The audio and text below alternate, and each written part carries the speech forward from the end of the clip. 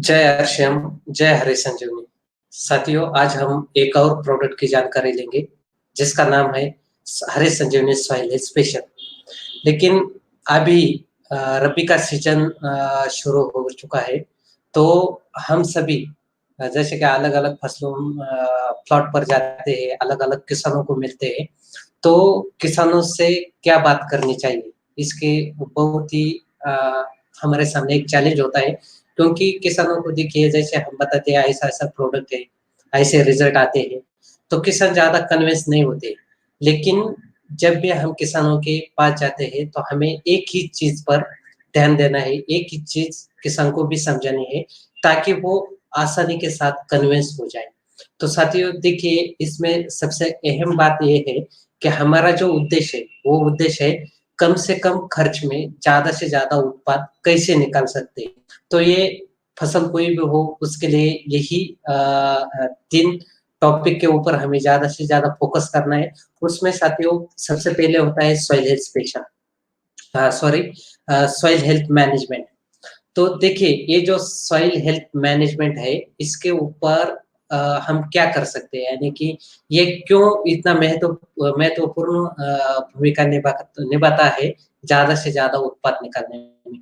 तो देखिए, soil health ये हमारी ज़मीन से डिपेंड होती है और सॉइल का जो आरोग्य होता है, यानी कि ज़मीन का जो आरोग्य होता है, उसके ऊपर ज़मीन की उपजाऊ क्षमता डिपेंड होती है। तो जितनी अच्छी उपजाऊ क्षमता होगी, यानी कि सॉइल की हेल्थ जितनी अच्छी होगी, उतना अच्छा उत्पाद हमें किसी भी फसल से निकल सकता है। लेकिन इसमें क्या प्रॉब्लम्स आते हैं, जैसे कि हम आगे देखने वाले ये हैं कि जो फसलों को अन्न तत्व चाहिए होते हैं, वो कहाँ से मिलते हैं? यानी कि ज़मीन से कौन से अन्न तत्व मिलने ज़रूरी होते हैं फसलों के लिए, वो मिलते हैं या नहीं? ये सब कुछ ये जो सॉइल होती है, इसके ऊपर डिपेंड होता है। तो इसी सॉइल की जो हेल्थ होती है, इसको ठीक करने के लिए यानी कि सॉइल की हेल्थ सुधारने के लिए हमारे पास सॉइल स्पेशल है, जो इसके लिए फ़ायदेमंद होता है। इसके साथ-साथ हरी संजीवनी प्रक्रिया नंबर 1 भी काम करता है। अगर गन्ने की खेती है, तो वहाँ पर श्योर शुगर प्रक्रिया नंबर 1 और 5 भी काम करता है। तो इसके बाद आती है सेकंड जो चीज़ होती है, वो होती है प्लांट हेल्थ मैनेजमेंट। यानी कि जो भी फसल है, फसल का आरोग्य बहुत महत्वपूर्ण होता है, ज़्यादा से ज़्यादा उत्पाद निकालने के लिए। तो इसमें पहली चीज़ ये होती है कि जैसे फसल अलग-अलग अवस्थाओं से गुज़रती है, तो उसमें उसे अलग-अलग विशेष अन्न तत्वों की ज़रूरी होती है, ताकि उस फसल का परिपूर्ण रूप से पोषण हो सके और उत्पाद जो है वो मैक्सिमाइज़ हो सके।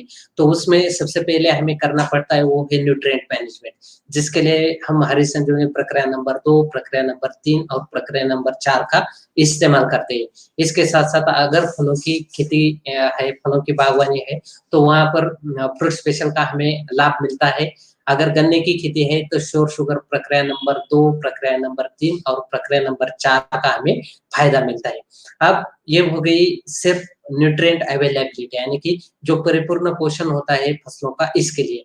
लेकिन इसके अलावा भी कुछ ऐसी चीज़ें हैं, जिसके ऊपर हमें ध्यान देना है। उसमें होता है सकिंग पेस्ट यानी कि पेस्ट मैनेजमेंट करना हमें बहुत ही ज़रूरी है, जो अलग-अलग सकिंग पेस्ट फसलों के ऊपर आती है, रच-चूस कर लेती है, तो उसके ऊपर भी हमें कंट्रोल करना बहुत ही ज़रूरी है, ट्रीटमेंट करना ज़रूरी है। इसके लिए हम रैपिड का इस्तेमाल का हमें फ़ायदेमंद होता है।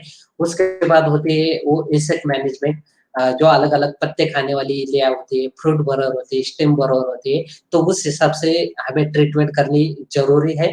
उसके बाद है डिसीज़ मैनेजमेंट यानी कि जो अलग-अलग फंगल इन्फेक्शन है, उसके बाद बैक्टीरियल इन्फेक्शन और वायरल इन्फेक्शन है, इसके ऊपर भी हमें उपचार करना बहुत ही ज़रूरी है, जिसमें हमें डिपेंड का बहुत ही फ़ायदा मिलता है और तीसरी चीज़ होती है वो है वाटर हेल्थ मैनेजमेंट यानी कि छिड़काव के लिए जिस पानी का इस्तेमाल किया जाता है, तो उस पानी की सेहत, हेल्थ अच्छी होनी चाहिए यानी कि उसका पेट जो है, वो मेंटेन होना चाहिए। अगर पीएच कम होता है या फिर पीएच ज़्यादा होता है, तो वहाँ पर जो भी हम इंसेक्टिसाइड होगा, फंगिसाइड होगा या पेस्टिसाइड होगा, इसका इस्तेमाल करते हैं या फिर न्यूट्रिएंट होगा, तो उनकी जो कार्य क्षमता होती है, वो पूरी तरह से कम हो जाती है।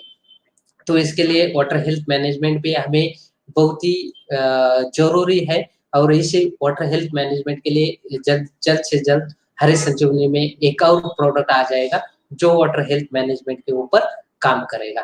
तो साथ ही ये 3 चीज़ें हैं, जिसका हमें बहुत ही फ़ायदा मिलेगा, फील्ड में भी मिलेगा, किसानों को समझाते हुए भी मिलेगा और किसान भी अगर ये बातें हम किसान को समझा सकते हैं, तो किसान पूरी तरह से हरी संजीवनी के लिए कन्विंस हो जाता है। तो आइए साथियों, अब हम देखते हैं इसी जो हमारा पहला टॉपिक है सॉइल हेल्थ मैनेजमेंट, इसी को लेकर हम सॉइल हेल्थ स्पेशल का किस तरह से इस्तेमाल कर सकते हैं, किस तरह से सॉइल हेल्थ स्पेशल का हमें लाभ मिल सकता है, ये पूरी बातें जानते हैं। तो देखिए सॉइल हेल्थ स्पेशल, ये जो प्रोडक्ट है ये न्यूट्रिएंट एफिशिएंसी एनहांसर है। अब ये 500 ग्राम में अवेलेबल है और ये सॉइल हेल्थ मैनेजमेंट में बहुत ही अहम भूमिका निभाने वाला ऐसा एक प्रोडक्ट है और ये सभी प्रकार के फलों की जो खेती है इसके लिए इस्तेमाल किया जाने वाला प्रोडक्ट है। इसके साथ-साथ सभी प्रकार की जो फसलों की खेती होती है वहाँ पर भी ये बहुत ही फ़ायदेमंद है और इस प्रोडक्ट को एक कहा जाता है कि फलों की खेती के लिए ये एक वरदान है। तो आइए पहले हम जानते हैं क्या है ये सॉइल हेल्थ मैनेजमेंट। पहले अगर सॉइल स्पेशल को हमें क्यों इस्तेमाल करना है, अगर ये चीज़ें जाननी है तो सबसे पहले हमें जानना पड़ेगा क्या है सॉइल हेल्थ मैनेजमेंट। तो देखिए सॉइल से फसलों के लिए ज़रूरी होते हैं 16 प्रकार के अन्न तत्व। तो ये 16 प्रकार के अन्न तत्व कौन से होते हैं? तो उसमें 3 अन्न द्रव्य ऐसे होते हैं, जो प्राकृतिक रूप से वातावरण से पत्तों द्वारा फसलों को मिलने वाले अन्न तत्व होते हैं और उन्हें प्राकृतिक प्राकृतिक अन्न तत्व बोला जाता है। तो वो है पहला है कार्बन, दूसरा है ऑक्सीजन और तीसरा है हाइड्रोजन। ये जो 3 अन्न तत्व है, ये सिर्फ़ वातावरण से ही हमारे फसलों को पत्तों द्वारा मिलते हैं। इनको हम आर्टिफ़िशियली यानी कि कृत्रिम तरीके से हम इसे प्रोवाइड नहीं कर सकते हैं। उसके बाद ज़मीन से सूक्ष्म जड़ों द्वारा भी 13 प्रकार के अन्न तत्व हमारे फसलों को ज़रूरी होते हैं और हमारे फसलों को वो जड़ों द्वारा ये 13 प्रकार के अन्न तत्व मिलते हैं। उसमें पहले 3 अन्न तत्व जो होते हैं वो उन्हें बोला जाता है द्वितीयक अन्न तत्व यानी कि सेकेंडरी न्यूट्रिएंट्स। तो ये होते हैं कैल्शियम है, मैग्नीशियम है और सल्फर है। तो ये 3 अन्न तत्व जो है ये सेकेंडरी न्यूट्रिएंट है, जो ज़मीन से सूक्ष्म जड़ों द्वारा हमारी फसल को मिलते हैं। उसके बाद मुख्य अन्न तत्व होते हैं 3 प्रकार के, उसमें है नाइट्रोजन है, फास्फोरस है और पोटाश है। उसके बाद कुछ सूक्ष्म न्यूट्रिएंट्स होते हैं, सूक्ष्म अन्न तत्व होते हैं 7 प्रकार के, जिसमें है जिंक है, बोरान है, फेरस है, मैंगनीज है, कॉपर है, मॉलिब्डेनम है और क्लोरीन है। तो इस तरह से ये जो 13 प्रकार के अन्न तत्व है, ये ज़मीन से सूक्ष्म जड़ों द्वारा हमारी फसल को मिलने बहुत ही ज़रूरी है। लेकिन इन अन्न तत्वों का हमारी फसल को मिलना, ये सॉइल की जो हेल्थ होती है, इसके ऊपर डिपेंड करता है। यानी कि सॉइल की हेल्थ अगर अच्छी है, तो ये अन्न तत्व हमारी फसल को मिल जाते हैं और अगर सॉइल की हेल्थ अगर बिगड़ी हुई है, तो ये अन्न तत्व हमारे फसल को नहीं मिलती है। तो इसके लिए हमें ज़रूरी होता है सॉइल की संरचना क्या होती है, ये जानना बहुत ही ज़रूरी है क्योंकि हम तो किसानों से ये बोलते हैं कि ज़मीन का जो हेल्थ है, सॉइल की जो हेल्थ है, ये ठीक है या ठीक नहीं है, बिगड़ी है तो क्या हुआ है उसमें एक्चुअल और कैसे हमें सॉइल चाहिए। तो ये बातें भी जानना बहुत ही ज़रूरी है। तो इसके लिए सॉइल की संरचना हम देखते हैं। इसमें आप देखिए ये जो डायग्राम आपके सामने है, इसमें आपको जो भी सॉइल पूरी हेल्दी होती है, यानी कि जो भी ज़मीन पूरी क्षमता से उपजाऊ होती है, तो उसकी संरचना क्या होती है? अगर हम एक मिट्टी का कण भी पकड़ते हैं, तो उसमें क्या होता है 45% मिनरल पार्टिकल्स होते हैं। 45% मिनरल पार्टिकल्स मतलब क्या है? वो ना तो पानी में घुलते हैं, ना ही ज़मीन में घुलते हैं, ना ही हवा के साथ बह जाते हैं। वो ज़मीन में हमेशा वो ज़मीन में अघुलनशील स्वरूप में पड़े रहते हैं। यानी कि इसका लाभ ना तो किसान को मिलता है, ना ही ज़मीन को मिलता है, ना ही फसल को मिलता है। तो ये वेस्टेज प्रॉपर्टी है, वो 45% इसका कोई भी हमें फ़ायदा नहीं। इसके बाद होती है 25% यानी कि 20 से 30% तक पानी होता है हमारे मिट्टी के कण में, जो हमारे फसल के लिए ज़रूरी होता है, जो हमारे ज़मीन की जमीन में नमी बनाए रखने के लिए जरूरी होता है। उसके बाद होती है हवा, 20 से 30% तक हवा होनी जरूरी होती है। उसके बाद 5% ऑर्गेनिक कार्बन होता है। ये ऑर्गेनिक कार्बन मतलब होती है जमीन की उपजाऊ क्षमता। इस ऑर्गेनिक कार्बन में ह्यूमस होता है। उसके बाद माइक्रो जो बैक्टीरिया होते हैं, जो सूक्ष्म बैक्टीरिया जिनको बोला जाता है, मित्र जीवाणु जिनको बोले जाते हैं, वो मित्र जीवाणु होते हैं। तो इन सब का बनकर ये ऑर्गेनिक कार्बन बनता है। वो चाहिए होता है 5%। जब इस तरह की परिस्थिति अगर हमारी जमीन की होती है, तो ये जो जमीन होती है ये पूरी तरह से उपजाऊ होती है। लेकिन हुआ क्या है, जैसे कि दिन ब दिन सालों से किसान अलग-अलग रासायनिक खादों का इस्तेमाल हमारी ज़मीनों में करते आ रहे हैं, और इसके चलते जो ऑर्गेनिक खादें यानी कि जैसे गोबर की खाद हो, कंपोस्ट खाद हो, हरी घास की खाद हो, इन खादों का प्रमाण किसानों ने बहुत ही कम कर दिया है। तो इसकी वजह से क्या हुआ है, ये जो खादें होती है अलग-अलग, इनमें कुछ कैरियर मटेरियल भी आता है। तो जब भी ये खादें हम ज़मीन में डालते हैं, तो ये अघुलनशील स्वरूप में जो कैरियर मटेरियल होता है वो बढ़ जाते हैं, यानी कि जो मिनरल पार्टिकल का प्रमाण हमारी जमीन में 45% रहता है, वो मिनरल पार्टिकल का प्रमाण ये कैरियर मटेरियल की वजह से बढ़ता जाता है। इसके साथ साथ क्या होता है, पानी की जो लेवल होती है यानी कि 25% तक पानी होना चाहिए, उसकी लेवल कम हो जाती है। हवा होनी चाहिए 25%, उसकी लेवल कम हो जाती है। तो सीधा-सीधा हम ये कह सकते हैं कि ये जो मिनरल पार्टिकल है, इसका प्रमाण बढ़ते जाता है, और ये हवा है, पानी है, इनका प्रमाण इनकी जो मात्रा है, ये कम कर देता है, और उनकी जो जगह है, वो पूरी तरह से काबिज़ कर लेता है। उसके ऊपर वो अटैक कर देता है, आक्रमण कर देता है। तो इससे क्या होता है, जो ऑर्गेनिक कार्बन होता है, वो भी उसकी लेवल भी कम हो जाती है। और ऑर्गेनिक कार्बन मतलब क्या है, जमीन की उपजाऊ क्षमता। अब देखिए ऑर्गेनिक कार्बन अगर कम हो जाता है, तो हमारी जो जमीन की उपजाऊ क्षमता होती है, ये भी कम हो जाती है। तो हमें इसी चीज पर ध्यान देना है कि ये जो उपजाऊ क्षमता है, इसको कैसे बढ़ाया जाए। यानी कि जो जमीन की संरचना जो है, जो बिगड़ी हुई संरचना है, ये किस तरह से हमें बदलाया जाए। तो यहाँ पर जरूरी है सोइल की संरचना बिगड़ती किस तरह से, ये भी मालूम होना हमारे लिए बहुत ही जरूरी है।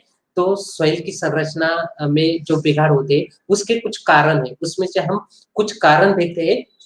उसमें देखिए, किसान ज़मीनों में अलग-अलग रासायनिक खादों का इस्तेमाल करते हैं, खादें डालते हैं।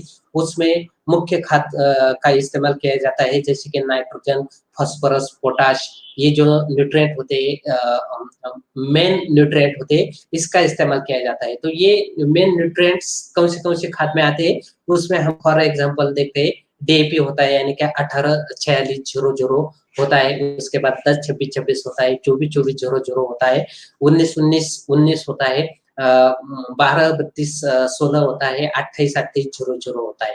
यानी कि ये जो एन, पी और के, ये 3 अन्न तत्व इसमें उस परसेंटेज में मिले हुए होते हैं। और कुछ सेकेंडरी अन्न तत्व हमारे ज़मीन में भी होते हैं, हम किसान भी इसे ज़मीन में देते हैं। तो ऐसे सूक्ष्म अन्न तत्वों में हम देख सकते हैं, फॉर एग्जांपल के लिए जैसे कि जिंक सल्फेट होता है, मैग्नीशियम सल्फेट होता है। तो देखिए, इस तरह से जो न्यूट्रिएंट है, ये ज़मीन में डाले जाते हैं। तो अब देखिए, ये जो जैसे कि मुख्य खाद है, उसके बाद सूक्ष्म अन्न तत्व है, ये जब भी हम ज़मीन में डालते हैं, तो ज़मीन में जाने के बाद उस ज़मीन के सॉइल के जो हेल्थ होती है, उसके ऊपर ये डिपेंड होता है कि ये जो अन्न तत्व होते हैं, ये एक-दूसरे के साथ अलग-अलग संयुग बना देते हैं। तो संयुग, ये जो अलग-अलग संयुग होते हैं, अगर ये संयुग बन जाते हैं, तो ये अघुलनशील स्वरूप में हमारे ज़मीन में पड़ते हैं, और ये हमारे फसल को नहीं मिलते हैं। क्यों नहीं मिलते हैं? क्योंकि वो उनका एक-दूसरे के साथ एक संयुग बन जाता है, और वो संयुग हमारे फसल के कोई भी काम नहीं आता है। तो इसके लिए फॉर एग्जांपल आप समझ लेते हैं कि जैसे कि जिंक सल्फेट हमने ज़मीन में दिया है। क्या दिया है? जिंक सल्फेट हमने ज़मीन में दिया है, और जब भी हम मुख्य खाद डालते हैं, जैसे कि वो 10-26-26 हो, 24-24 हो, या फिर डीएपी हो, 19-19-19 हो, तो उसमें ये जो बीच वाला पी आता है, यानी कि फास्फोरस आता है। तो ये जब हम ज़मीन में देते हैं, तो ये जो फास्फोरस होता है, ये फॉस्फेट फॉर्म में होता है। कौन से फॉर्म में होता है? फॉस्फेट फॉर्म में होता है ये फास्फोरस। कोई भी खाद लो जिसमें फास्फोरस है, ये फास्फोरस होता है फॉस्फेट फॉर्म में। तो आप देखिए ये जो जिंक सल्फेट है और ये जो फास्फोरस है, तो इनका एक दूसरे के साथ अब संयुग बन गया है जमीन के अंदर। तो जब भी इनका संयुग बनता है, तो उस संयुग क्या तैयार होता है, एक नया कॉम्बिनेशन उसका तैयार होता है, संयुग तैयार होता है, वो है जिंक फॉस्फेट। यानी कि हमने तो जिंक सल्फेट डाला था, लेकिन जिंक सल्फेट का फास्फोरस के साथ कॉम्बिनेशन होने के बाद वो जो संयुग तैयार हुआ है, वो हुआ है जिंक फॉस्फेट। आप देखिए ये जो जिंक फॉस्फेट है, ये जो जिंक फॉस्फेट है, ये किस में आता है, इसका हम इस्तेमाल किसके लिए करते हैं? तो ये जो जिंक फॉस्फेट है, ये एक चूहे मारने की दवा है, चूहे मारने की दवा है। तो आप देखिए जैसे हम अलग-अलग अगर ये अन्न तत्व जमीन में देते हैं और जमीन में इनका जब अलग-अलग अगर संयुग बन जाते हैं, तो वो हमारे फसल की कोई भी काम नहीं आते और इसी वजह से ये अघुलनशील स्वरूप में हमारे जमीन में पड़े रहते हैं और हमारे फसल को ये नहीं मिलते हैं। तो फसल को भी उसका कोई भी फायदा नहीं होता है, किसान के भी खर्चा हो जाता है और हमारी जो जमीन है, उसका जो मिनरल पार्टिकल्स होता है 45% चाहिए, उसका प्रमाण बढ़ जाता है। तो इससे हमारी जमीन पूरी तरह से सख्त हो जाती है, यानी कि पूरी तरह से हार्ड हो जाती है। इस ऐसी जमीन में नमी बनाए रखने का प्रमाण भी कम हो जाता है, इसमें हवा भी नहीं रहती है और ऑर्गेनिक कार्बन भी कम हो जाता है। तो हमें आज सबसे ज़रूरी है इसी चीज़ के ऊपर काम करना, यानी कि जो कुछ संयोग अघुलनशील स्वरूप में हमारी ज़मीन में पड़े हैं, तो उनको घोलने का काम हमें करना है। तो उससे क्या होगा, मिनरल पार्टिकल फिर एक बार 45% वहाँ पर आ जाएँगे, तो उससे 25% पानी ज़मीन में बन जाएगा, 25% हवा ज़मीन में रहेगी और 5% तक का ऑर्गेनिक कार्बन भी बढ़ाने में हमें मदद करेगी और इसके लिए स्पेशली हमें इस्तेमाल करना है वो सॉइल हेल्थ स्पेशल का। तो अब देखिए ये सॉइल हेल्थ स्पेशल की विशेषताएँ क्या हैं? क्योंकि बहुत बार ऐसा होता है कि हम सॉइल हेल्थ स्पेशल का खास करके बागानों के लिए इस्तेमाल करते हैं, इसके साथ-साथ किसी भी फसल की खेती के लिए इसका इस्तेमाल करते हैं। लेकिन बहुत बार ऐसा होता है कि हम सोचते हैं हरे संजीवनी प्रक्रिया नंबर 1 और हरे संजीवनी फ्रूट स्पेशल ये दोनों एक ही है, क्योंकि इनका ज़मीन में काम एक जैसा दिखता है, ज़मीन में देने की पद्धति एक ही है, समान प्रोसेस है इनकी, तो हम कहते हैं ये दोनों प्रोडक्ट एक है। लेकिन सॉइल हेल्थ स्पेशल ये हरी संजीवनी प्रक्रिया नंबर 1 से 80% अलग है और वो अलग कैसे है, ये अब हम जानते हैं।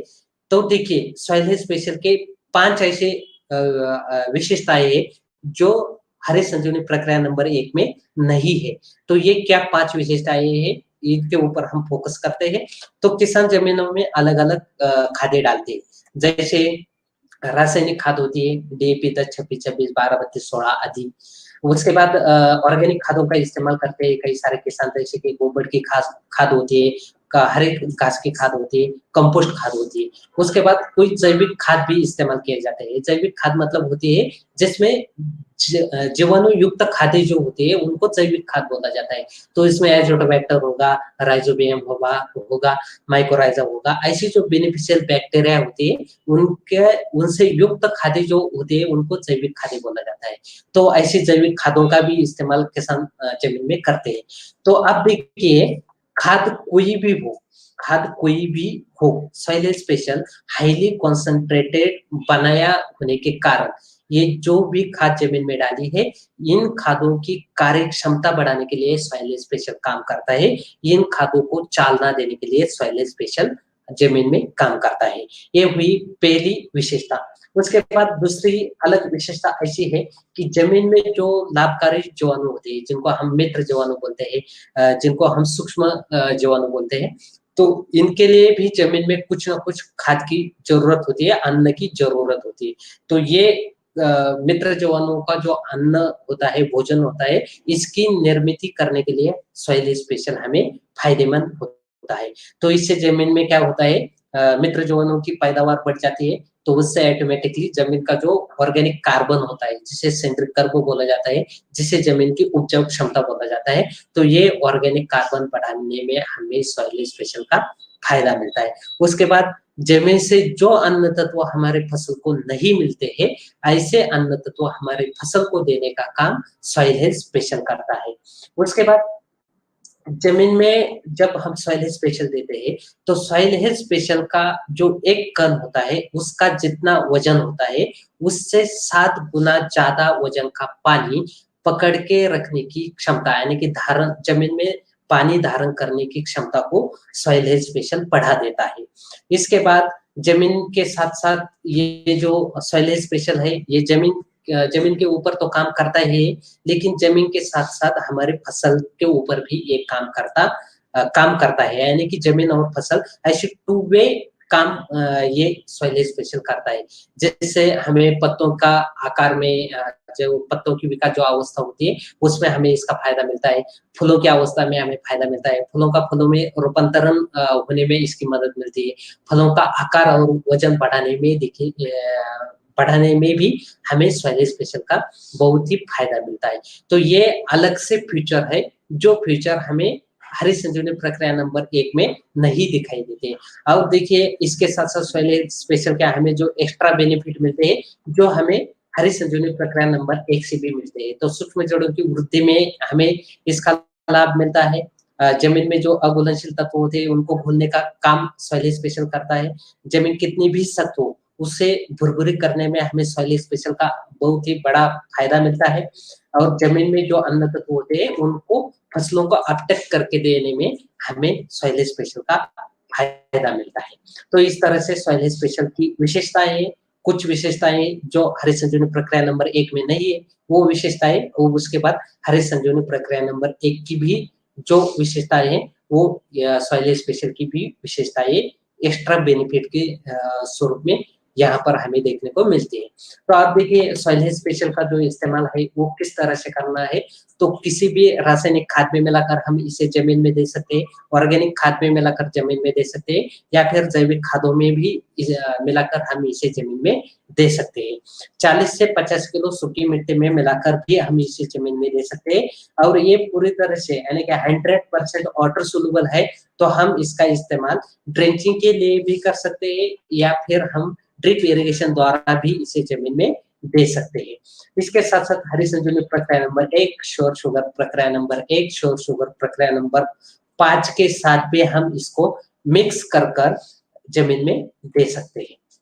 अब देखिए सॉइल स्पेशल का इस्तेमाल हमें ज़मीन में कितनी मात्रा में करना है, तो ये फसलों के ऊपर डिपेंड है।